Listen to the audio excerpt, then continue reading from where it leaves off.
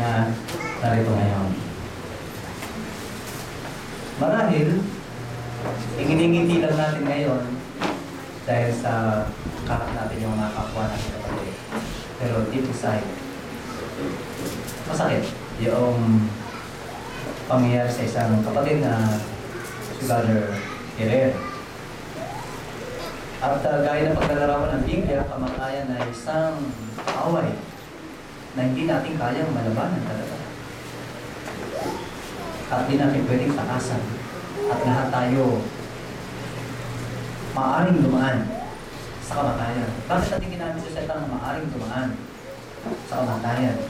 Sapagkat alam natin na hanggang hindi natatapos ang masamang salibutang ito, isa na sa Diablo, pwede tayong dumaan. Pero kung sakaling dumating yung wakas na sistema ng Diyos sa Diablo at magsimula ng mamahala ang Diyos na Jehovah, hindi na tayo iiyak para sa kamatayan ng ating sa buhay. Okay, mga kapatid, sa inyo, ang tunay na pagkakilala natin kay Brother Ferrer. Si Brother Ferrer ay ipinanganak noong February 22, 1935. Kaya meron na siyang edad na 78 years old. At nabautismuhan siya noong 1975. Pinanganak 1935, no? Tapos nabautismuhan 1975.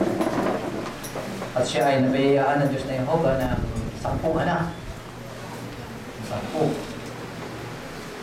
At si Brother Ferrer ay naglingkod din bilang matanda ng kongregasyon mula noong 1995 hanggang 2006. At naglingkod din siya bilang pioneer noong 1999-2003. At makikita natin yung mga gandang katangian ni Brother Ferrer.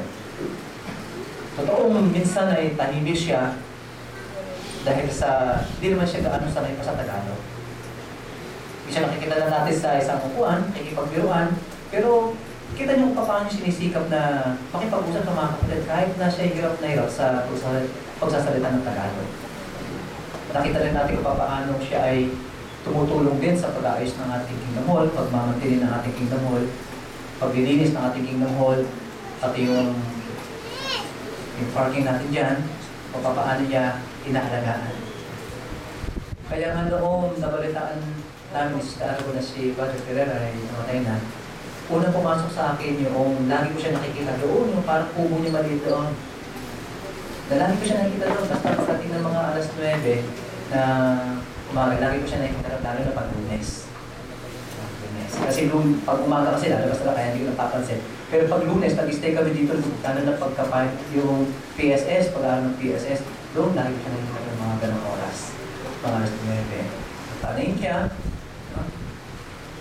Tapos nagtitilig ng mga halaman. Hindi ko alam na yun na pala yung huli namin, makikita ko siya nakaupo doon. Marahil pagdalaw namin muli dito, hindi ko na siya makikita nakaupo doon. Marahil pati yung pakikipag-usap niya sa atin noon, yun na rin yung huli. Yung halakak niya, pakikipagbiruan, yung ngiti sa kanyang mga mukha, yun na rin yung huling nakita natin. Kaya kapag binabalik-balikan natin yung mga ganong nung buhay pa si Brother Ferrer, nandun yung kagalakan natin. Kaya lang pagka naisip natin na si Brother Ferrer ay nagpahinga na, isa nyo yung parang masakit na. At totoo naman, talaga namang masakit. Pero ang punto natin mga kapatid ito, nakita natin kung paano si Brother Ferrer na naglikod at nagsikap na paglikuran ng Diyos niya. Bakit niya ba ginagawa ni Brother Ferrer nung siya ay nabubuhay noon?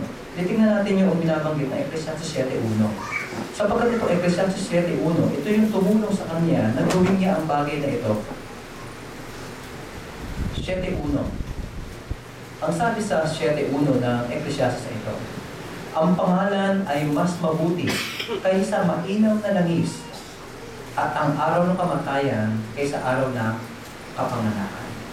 Kaya alam matututunan natin sa tekstong ito, mga kapatid at mga kaibigan namin, at gayon din sa mga mahal sa buhay ni Brother Ferrer.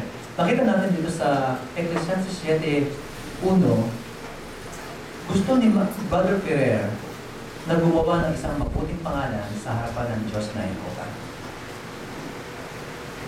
At gusto niya na sa araw ng kamatayan, nakagawa na siya nun.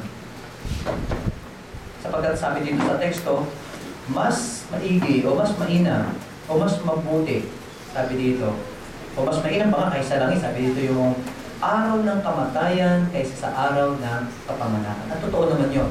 Sapagkat sa araw ng kapanganakan, oo, masaya tayo. Dahil yung batang isinilang, pero itong batang isinilang na ito ay wala pa siyang nagawang mabuting pangalan sa harapan ng Diyos na Jehovah. Kaya binabanggit ng Biblia na ang yung isang tao na gumawa ng mabuting pangalan sa harapan ng Diyos habang siya'y nabubuhay ay mas mainam kaysa sa mga langis. Noon, sa bansang Israel, kapag binubuhos yung langis sa ulo, ito ay parang isang papuri sa kanya.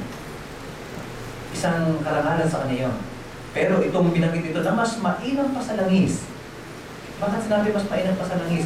Sapagkat nakagawa siya na isang mabuting ugnayan sa Diyos na Jehovah. Yun ang pinakamabuti. Kaysa sa anumang mga langis na ibinubuhos sa tao, pampaganda sa tao, pampabango sa tao, mas mainam, yung mabuting kaugnayan niya kay Jehovah. Kaya gumawa siya ng mabuting pangalan. Sinamba niya si Jehovah. Kinilala niya si Jehovah na siyang Diyos ng pag-ibig, karunungan, katarungan, at kapangyarihan. Kaya nakita natin nakilala niya ng higit si Jehovah. Kaya naputok sa kanya na maglingkod kay Jehovah bilang pioneer at naglingkod bilang elder para tumulong din sa mga kapatid na kilalanin din si Jehovah at sambahin siya. At hindi lang yun. Pinakita rin ni Brother Ferrer na siya ay mananamba ng Panginoong Hesus. Paano pinakita ni Brother Ferrer yung bagay na yun? Titignan natin itong binabanggit ng Gawa 4:12. Naunawaan ni Brother Ferrer yung kahalagahan ng papel